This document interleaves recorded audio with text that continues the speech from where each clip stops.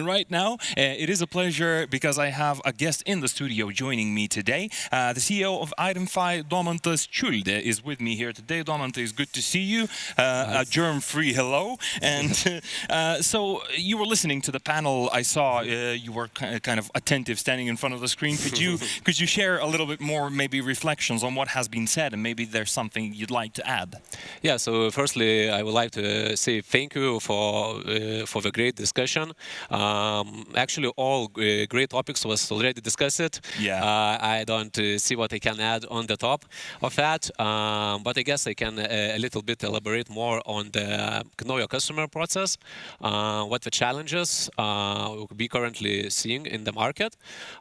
So I guess it would be great to standardize, to make a standard of a customer process in the European Union, because currently in every country we have the different customer process. For example, in Germany we have only live agent identity verification process.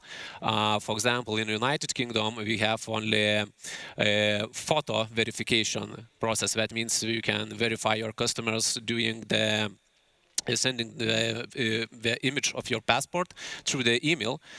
For example, in Lithuania, we have real-time identity verification process, which means you have to take the picture of your ID document in real time, take your picture of your selfie in the real time. So that differences actually make, in one market it is more secure, in another market is less secure, and I think would be a brilliant idea to create the standard in the market, know a customer standard in the market, which would be in all the European Union countries. That would make actually a much better user experience and a much safer environment. Also, it would make a much easier life for the companies like the IDenfy while we are providing the identity verification solutions. So currently, for example, we are providing identity verification solution in the real time. So, for example, to provide in Germany, we still need to do another software to develop and to enter into the markets. So yeah. So effectively, we're saying that probably in the entire European Union still has its own ways of the identity process, right? Yes, so, that's right. So effectively, what we're saying is, for you to be able to scale, it would be much better to have kind of a unified sort of approach in the entire union, right? Yes, exactly. Yes, and as well as I mentioned, it will be much safer, yeah, because, for example, the verification method which is using in United Kingdom or in USA, for example, we are using the image verification. So it's really insecure method. So, and we're also saying that we can't really issue a single instruction to an end user, an end consumer, right? You have to click on your own country and follow the exact same procedures that you need to. Exactly. Yeah, perfect. Just a quick move, kind of slightly, as you specialize in AML partly as well. I understand there are two key kind of pieces of legislation, AML D4 and AML D5. What are the main differences between the two, and how do you stay compliant with AML D5? Yeah, so actually the differences, I would list the main differences would be that AML D5 introduced that the cryptocurrency exchange companies and virtual currency companies should comply with AML requirements. That means that we must monitor their users, monitor their transactions, fill the SARS, suspicious activity reports, also to verify their customers.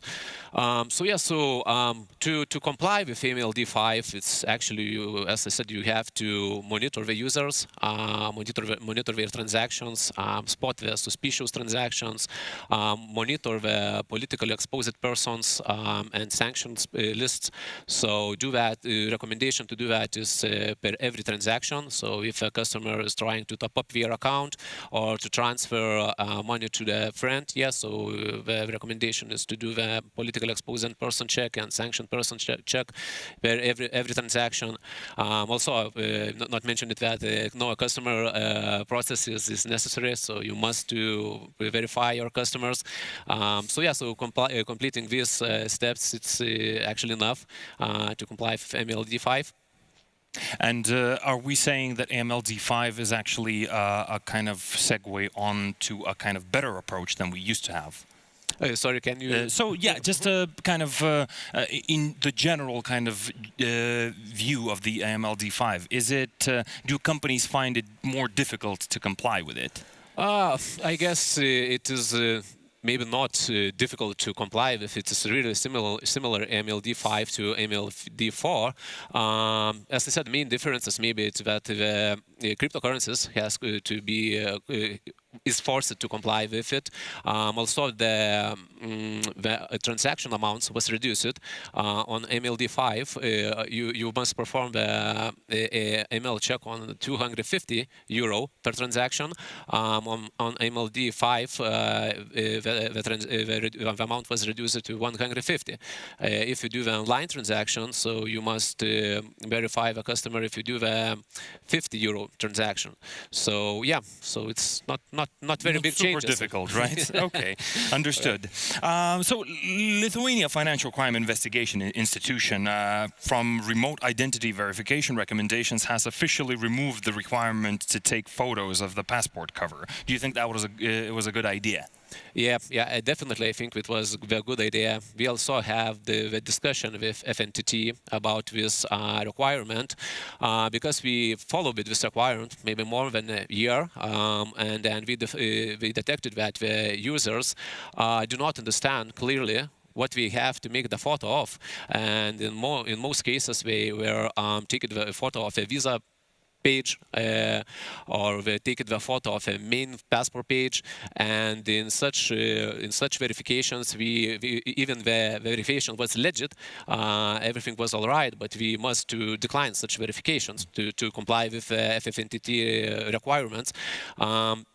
So yeah, so we had the discussion. Also, the FFNTT arguments was that actually you can recognize easier the passport from which country it is from the passport cover, but also there is really many places how to identify from which country the passport it is from the main page of passport.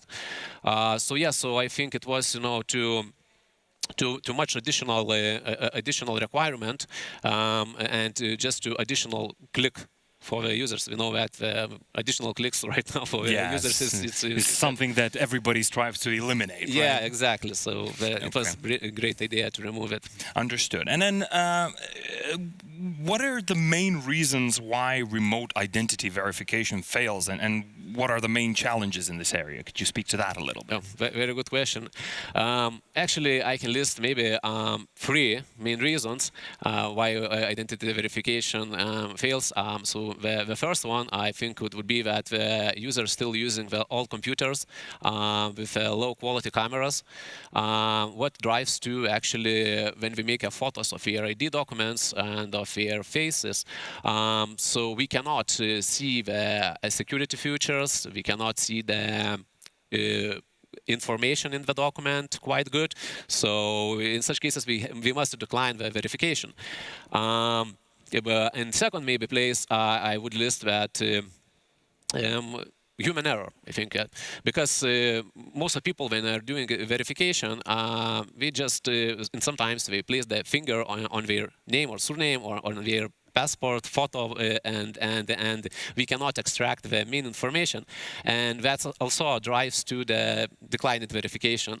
And I think the third would be the lightning, and most of users think that when you take, for example, the face picture, making your selfie, most of users leave the lightning on the behind them. Actually, what you have to do is to do the lightning comes from the front side. So our face recognition systems then can easily identify your face and make the face recognition. So that is, I think, the main 3 reasons why verification fails. Well, there you go, ladies and gentlemen. Domantas is giving you real, actual tips on how not to fail the IDenfy procedure, which is great, I think. And let's just move on to another question. How hard, and this is actually going to kind of the deepest, darkest issues with identity verification, kind of how hard it is, do you think, to get and use another person's identity? Actually, it's yeah, very good question. It's actually really easy to get another person's identity. You can just log into the black market and you can buy. It starts, for example, the passport starts from €5 to €10 the prices. So you get the image of a real passport of another person. So you get the data, the real data of another person. Of course, such images is quite hard to use, for example, in Lithuania, because we have real-time identity verification. But such images you can easily use in the UK or USA, because we approve one image verification. So effectively, just a picture of the passport is sufficed, right, for me to take a small loan or something like that, right? Yeah. For example, yeah. So you can use in the USA, or in UK. But it won't work. For example, in Lithuania, like in IDenfy, we easily detect such fraudulent activities, and we denied it instantly. What do you think stops countries from actually moving in a similar direction that Lithuania, for example, is, right? Where you have the kind of, what do you call it, two-factor authentication, right? Or what have you? Well, not necessarily that, but meaning that you verify the person's identity from two different sources, from two different channels, and other countries don't. Do you think there's a particular reason behind that? Yeah, I think it's because the AML regulations was, know your customer regulations was introduced in, for example, in USA and in UK many years ago, and they still have such. We are still using the old methods. What was maybe many years ago was effective, but for example, in Lithuania, when we got the remote identity verification recommendations, it was already developed that it is much more secure to use the real-time identity verification. That's why. There is a difference. To move from the old methods to new methods, I think it is, just you need to accept the laws in the country, and just to train the customers, train the users to.